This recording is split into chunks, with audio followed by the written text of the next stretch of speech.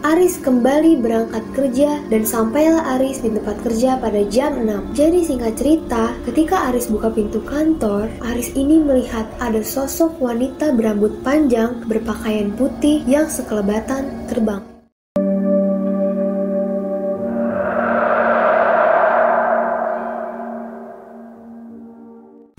Assalamualaikum warahmatullahi wabarakatuh. Ketemu lagi sama gue Syaira. Sebelumnya gue mau ngucapin terima kasih banyak buat kalian yang udah ngeklik video ini. Terus dukung channel kami dengan cara subscribe, like, komen, dan share ke semua sosial media yang kalian punya. Jangan lupa juga diklik tanda loncengnya agar kalian gak ketinggalan sama cerita-cerita misteri selanjutnya. Di sini gue mau lanjutin sambungan cerita dari Makhluk Penghuni Kantor part 1. Buat kalian yang baru nonton video ini, gue saranin buat nonton part 1-nya dulu, agar kalian ngerti sama alur ceritanya.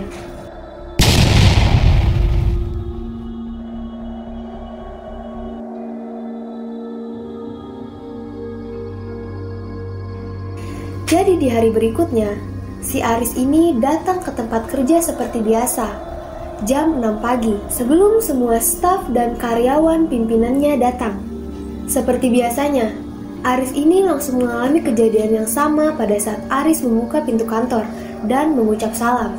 Dan lagi-lagi si Aris ini mendengar suara-suara anak kecil berlarian naik ke atas lantai 2. Namun seperti biasanya, Aris tetap gak menggubris dan tetap melanjutkan pekerjaannya. Kejadian aneh pun Aris alami lagi.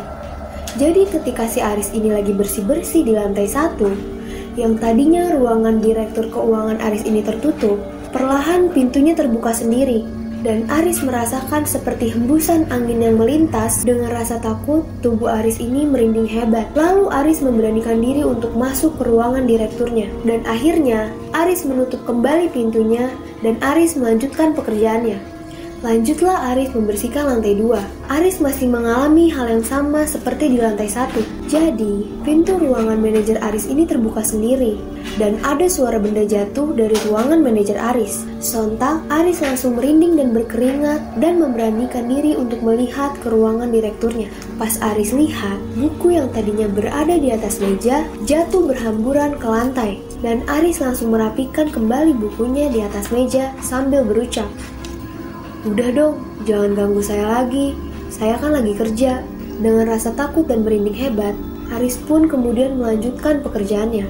Dan gak hanya sampai di situ, Aris ini pun masih diganggu oleh makhluk-makhluk penghuni kantor itu. Dengan suara seperti bangku yang ditarik bergeser, kaca yang diketuk-ketuk di lantai 2 di ruangan staf yang berbeda. Dan badan Aris ini terasa langsung lemas dan dibaluri rasa takut. Aris memberanikan dirinya untuk menghampiri ruangan itu, dan ternyata bangku staf sebagian berantakan dan juga ada bangku yang jatuh. Padahal tadi pas waktu Aris bersihkan ruangan itu, bangku semuanya dalam keadaan rapi di tempatnya masing-masing. Kemudian Aris pun langsung merapikannya kembali dan terburu-buru untuk menyudahi pekerjaannya. Dan Aris pun langsung turun ke lantai 1. Dan sampai pada sore harinya, Aris ini tidak mengalami lagi kejadian aneh hingga saat dia pulang ke rumah. Di hari berikutnya, Aris kembali berangkat kerja dan sampailah Aris di tempat kerja pada jam 6. Jadi singkat cerita, ketika Aris buka pintu kantor, Aris ini melihat ada sosok wanita berambut panjang berpakaian putih yang sekelebatan terbang. Aris langsung kaget luar biasa pada saat itu. Akhirnya, Aris tetap masuk ke dalam kantor dalam keadaan takut. Jadi si Aris ini tuh merasa kalau semakin hari dia bekerja di sini, sosok penghuni kantor ini pun mengganggu tiada hentinya. Dalam hati Aris, kenapa ya kantor ini bisa angker? Dan Aris langsung melanjutkan pekerjaannya di lantai utama. Ketika Aris sedang membersihkan ruangan, lagi-lagi Aris diganggu seperti ada yang menutup pintu kamar mandi dengan sangat keras. Aris kaget luar biasa pada saat itu, dan rasa takut menyelimuti Aris, dan perlahan Aris menuju ke kamar mandi itu. Namun alhamdulillahnya gak ada apa-apa. Tapi Aris merinding hebat ketika berada di depan kamar mandi itu. Aris berusaha tegar menghadapi gangguan mereka, dan Aris langsung melanjutkan pekerjaannya. Ketika di lantai 2, Aris dikagetkan dengan lampu yang sudah Aris nyalakan, dan ternyata lampu dalam keadaan mati. Wah, ada apa lagi nih? Aris kembali menyalakan lampu. Semakin gue biasa aja, kayaknya mereka ini semakin ganggu. Aris lanjut membersihkan lantai 2. Dan tiba-tiba, TV di ruangan karyawan nyala dengan sendirinya. Dan ketika itu, Aris kaget luar biasa dan merinding pun semakin kuat Aris rasakan. Lalu Aris mematikan TV itu dan yang tadinya keadaannya mencekam perlahan menghilang. Lanjut Aris membersihkan ruangan di lantai 3. Ternyata nggak hanya di lantai 1 dan 2 saja. Di lantai 3 pun Aris masih mendapat gangguan dari makhluk penghuni kantor itu. Jadi pas Aris colokan kabel vacuum cleaner, masih biasa aja, normal. Tapi Aris sadar kalau Aris masih digangguin.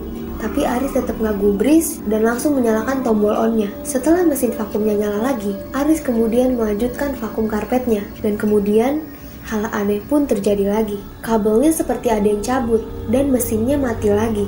Dan Aris langsung merinding hebat serta berkeringat. Dan dengan rasa takut, Aris bilang, "Jangan gangguin terus, saya lagi kerja." Sambil merasakan takut, Aris kembali colokan lagi kabelnya. Dan sampai pada akhirnya, kejadian aneh pun tidak terjadi lagi. Kisaran jam 5 sore karena masih ada karyawan yang lembur, Aris ini berpikir besok hari Jumat tanggal merah dan masuk kerja lagi hari Senin. Dalam benak Aris, libur panjang nih, gak ada salahnya sambil nunggu karyawan yang lembur pulang, Aris membersihkan sebagian ruangan agar ngeringanin pekerjaannya di hari Senin. Jadi sebagian karyawan ini tuh udah tahu kalau kantor ini tuh angker dan ngalamin hal aneh entah siang, entah sore, atau entah menjelang malam pas lembur.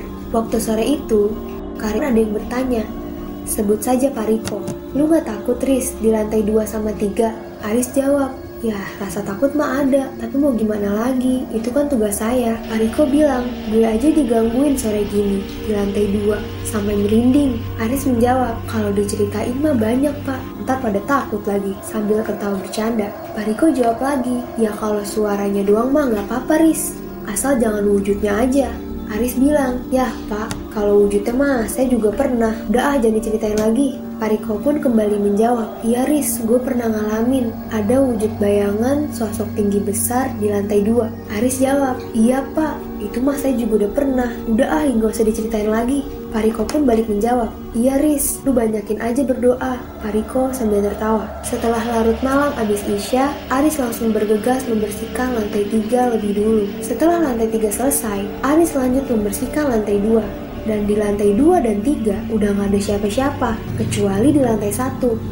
Masih ada beberapa karyawan yang lembur. Pas Aris lagi membersihkan lantai 2, Aris mencium bau wangi bunga kuburan dan Aris gak mengubrisnya sama sekali.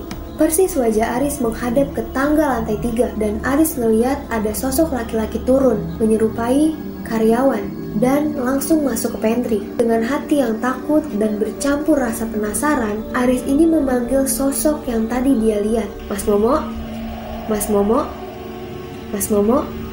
Dan ketika Aris sudah memanggil 3 kali dan tidak ada jawaban, Aris dengan rasa penasaran menghampiri pantry tersebut. Pas Aris lihat, Aris kaget karena lagi-lagi gak ada satu orang pun di pantry. Akhirnya dengan rasa ketakutan, Aris langsung turun buru-buru ke bawah. Pada keesokan harinya, Aris memilih untuk resign dari tempat kerjanya.